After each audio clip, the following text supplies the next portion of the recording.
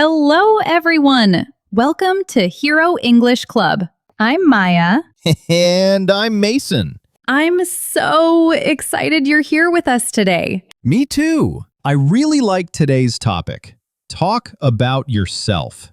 It's one of my favorites because I love meeting new people and learning their stories. Exactly. And when we meet new people, the first thing we usually do is introduce ourselves, right? That's true. We all need to talk about ourselves in many situations. Like when? Let's see. When you go for a job interview, when you meet someone new, on your first day of class, or when you join a club or hobby group. Yes? Yes.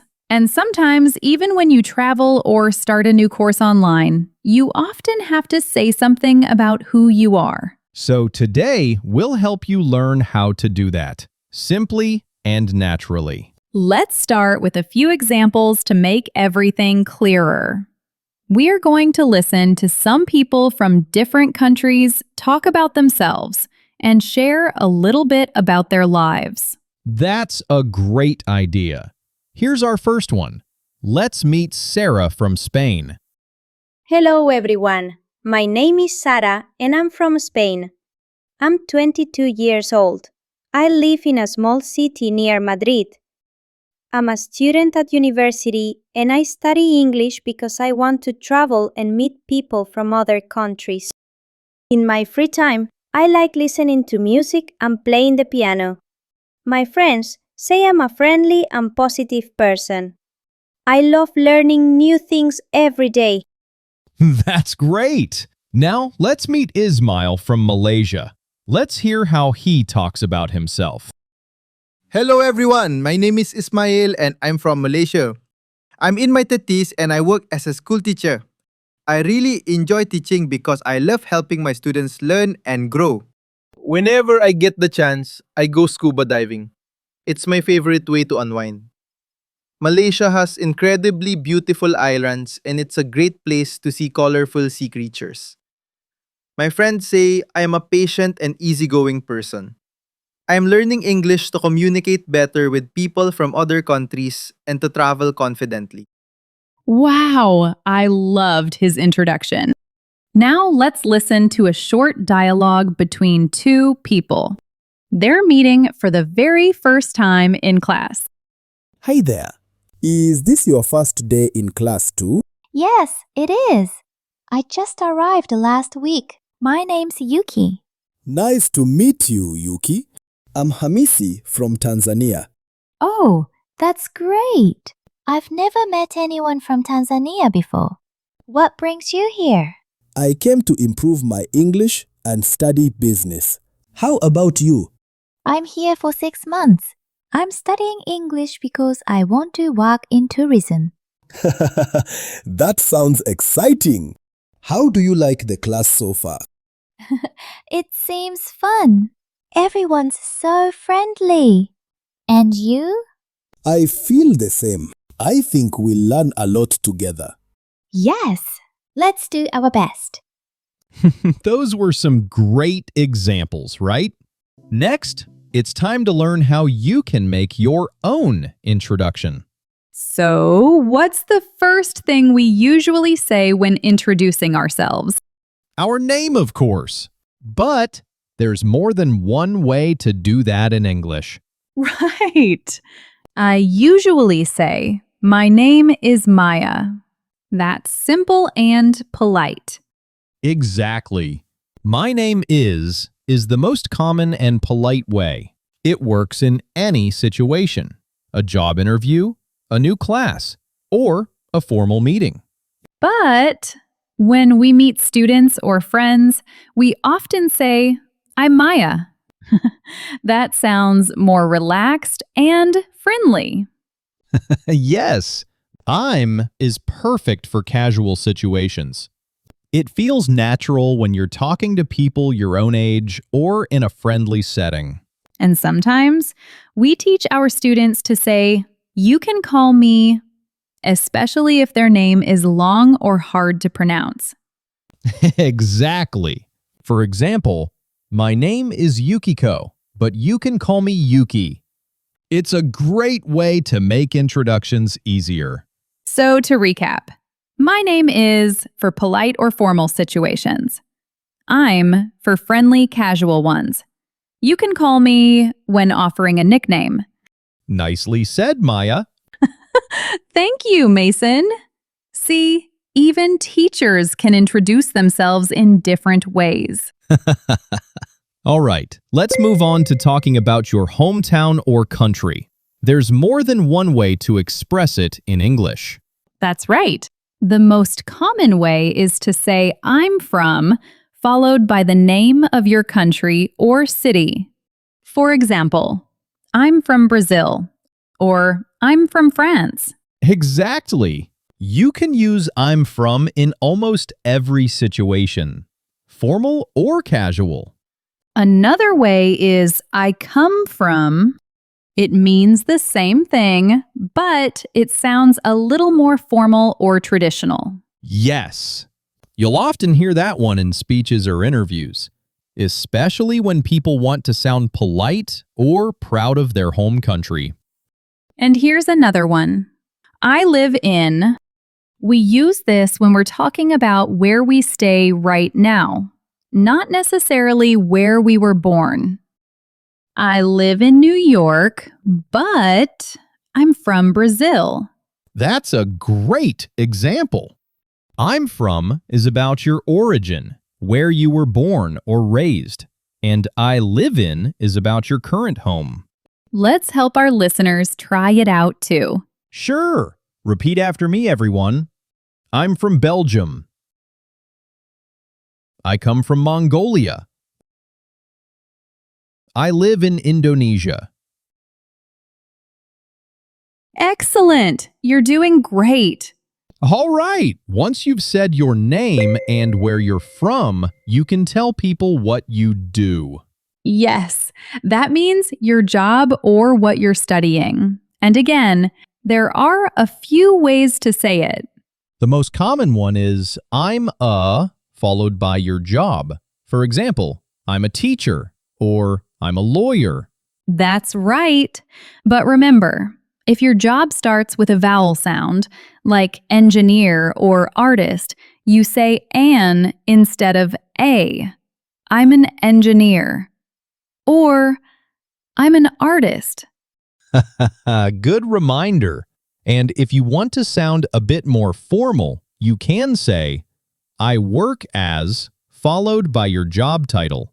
I work as a nurse, or I work as an accountant. That's a great phrase for professional settings, or when you want to sound polite. And for students, you can say, I'm a student, or I study. I study English, or I study computer science. Or even I'm studying if you want to show you're still learning it right now. I'm studying English at a language school. So let's review. I'm a for simple, everyday introductions. I work as for a slightly formal way to say your job. I study or I'm studying if you're a student. Perfect summary. Okay, viewers, your turn. Would you like to repeat after me? I'm a chef. I work as a designer. I study English. Excellent work, everyone. Great job! You're getting better and better at talking about yourself. All right. After you talk about your job or studies, you can share something more personal, your hobbies and interests. Yes, this is the fun part because it helps people get to know the real you. The most common way to talk about what you like is to say, I like, followed by a verb ending in ing. I like reading. I like cooking. That's right. You can also say, I love if you want to show stronger feeling. I love playing football, or I love traveling. And if you want to sound a little more formal or polite, you can say, I enjoy. I enjoy listening to music. Another good phrase is, my favorite hobby is. My favorite hobby is painting. My favorite hobby is swimming. Those are all great ways to start a friendly conversation. And remember, we use the ing form after like, love, and enjoy. Yes, not I like read, but I like reading. That's a common mistake, but easy to fix once you know the rule. So let's go over the main patterns again. I like for everyday situations. I love to show strong feelings. I enjoy to sound polite or formal. My favorite hobby is to introduce your best loved activity. Perfect summary, Mason. Thank you, Maya. All right, everyone, repeat after me. I like reading. I love playing football. I enjoy listening to music. My favorite hobby is painting. Excellent work. Yes. You're sounding more natural already. Keep practicing, and soon you'll be talking about your interests just like a native speaker. Let's move on to another topic you can mention when introducing yourself. Your family. Yes. Family is such an easy and warm topic to share. People love hearing about it. The simplest way is to say, I have, followed by your family members. I have 2 brothers. I have 1 sister. That's right. And if you're an only child, you can say, I don't have any brothers or sisters. Or just say, I'm an only child. That means you don't have any siblings. You can also talk about your parents, husband, wife, or children. I live with my parents. I have a wife and 2 kids. Yes, and you can even mention a little about them if you want to make it more personal. My father is a doctor, or my mother loves gardening. That's a lovely way to make your introduction sound friendly and natural. Just remember, you don't have to share too much. Keep it simple and polite. Exactly. So here are some patterns you can use. I have 2 brothers and 1 sister. I'm an only child. I live with my parents. My father works as a gardener. All right, viewers, are you ready to practice together? Repeat after me. I have 2 sisters. I live with my parents. My brother is a student. I'm an only child. Great job! You're learning to talk about your family clearly and confidently. And remember, sharing just a little about your family makes your introduction sound warm and real. You know, Mason, sometimes our students think they always have to talk about their family when introducing themselves. That's true, but actually, you don't have to mention your family in every situation. Exactly. For example, if you're in a job interview or a formal meeting, it's better to focus on your work, skills, or interests, not your family. But when you're in a friendly or social setting, it's okay to add something about your family. It helps the other person get to know you better. Yes, like when you're meeting classmates, joining a club, or chatting with new friends. That makes your introduction sound more personal and warm. But remember, it's always your choice. Exactly. You can decide how much you want to share, depending on the situation and how comfortable you feel. And if you're enjoying learning with us, remember to like this video and subscribe for more English lessons. That's right. We share clear, easy English lessons you can actually use in real life. Perfect. Let's get back to our lesson. Let's move on and talk about something else you can include when introducing yourself. your personality. Yes, this is where you can show a little more about who you are as a person. But remember, you don't always have to talk about your personality. It depends on the situation. Good point. If you're in a formal situation like a job interview or meeting, keep it short. Talk about good qualities that fit the situation. For example, I'm hardworking and responsible. But if you're in a friendly setting like meeting classmates or new friends, you can be more open and relaxed. I'm friendly and I love making people laugh. That's right. Let's look at a few ways to describe yourself. You can use I'm followed by an adjective. I'm patient. I'm cheerful. I'm easygoing. Or you can say, I'm a person. That's a nice, polite way to sound natural. I'm a calm person. I'm an honest person. Another good pattern is, my friends say I'm funny. My friends say I'm creative. I like that one. It sounds confident, but also humble, because you're saying what others think about you. Yes. You can even add a short sentence about your attitude or habits. I like helping others. I try to stay calm in difficult situations. Those sound great in both friendly and professional introductions. But again, you don't have to talk about your personality every time. Right. Sometimes it's enough to mention just your name, where you're from, and what you do. You can add your personality only if it fits the moment. That's the key. Always match your introduction to the situation. Nicely said, Maya. Now, let's give you some sentences to practice. Repeat after me, okay? I'm a friendly person. My friends say I'm hardworking. I like helping others. Excellent! You're learning how to show your personality in English, politely and naturally. We've talked about your name, where you're from, your job, your hobbies, your family, and even your personality. There's one more thing you can share: your goals and dreams.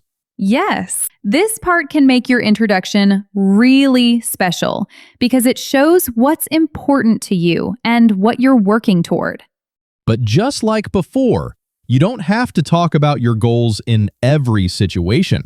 Exactly. In a formal or professional situation, like a job interview or a scholarship application, sharing your goals can make a strong impression. For example, my goal is to become a doctor. I hope to improve my English so I can work abroad. Right. It shows motivation and confidence, but keep it short and relevant to the situation. On the other hand, in a casual conversation, you can mention your dreams more personally. I'd love to travel around the world someday. My dream is to start my own cafe. Those sound warm and inspiring. Let's look at some good sentence patterns. You can say, my goal is to, I hope to, I'd like to, my dream is to. And you can also add why you have that goal. My dream is to be a teacher because I love helping people learn. I hope to travel more so I can experience different cultures. Those examples sound very natural. So when you talk about your goals, keep it short, positive, and related to your life or learning. Nicely said, Mason. Now let's help you practice a few sentences. Ready? Repeat after me. My goal is to speak English fluently.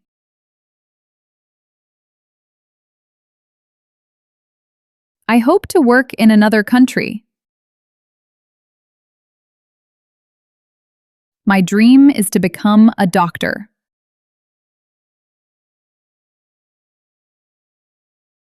I'd like to open my own business one day. Fantastic! Let's keep going. It's time for our next segment. Right! Let's talk about one more thing people often include when introducing themselves: their age. Ah, yes, age. Some people say it proudly, and others like to keep it a mystery. That's true. So, how do we talk about our age in English? The simplest way is, I'm years old. I'm 25 years old. I'm 30 years old.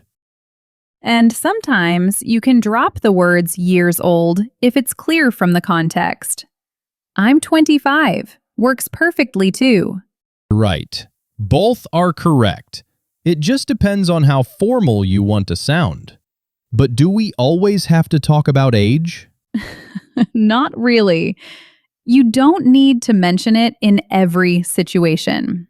In formal or professional settings, people usually don't talk about their age at all. Exactly. In a job interview or business meeting, age isn't important. What matters is your experience and your skills. But in a friendly or casual conversation, it's totally fine to share your age if you feel comfortable. It helps people understand you better. And if you don't want to give a specific number, you can keep it general by saying, I'm in my 20s or I'm in my 30s. Yes, that's a polite and natural way to answer if you prefer not to say your exact age. For example, I'm in my 20s and I just started working. I'm in my 30s and I live in Frankfurt. Those sound friendly and confident. Perfect for everyday introductions. Exactly. Let's practice together. I'm 20 years old. I'm 35. I'm in my 20s. I'm in my 30s. Excellent. Remember, confidence and kindness are more important than the number. I couldn't agree more. All right, time for the fun part. You've learned so many cool ways to talk about yourself. Great job. Now it's your turn. Write a short paragraph about yourself in the comments. We'd love to read them. Don't be shy. We'll check the first few comments and help fix your English if needed. And feel free to help each other too. Just be kind and supportive. We're really looking forward to meeting you in the comments.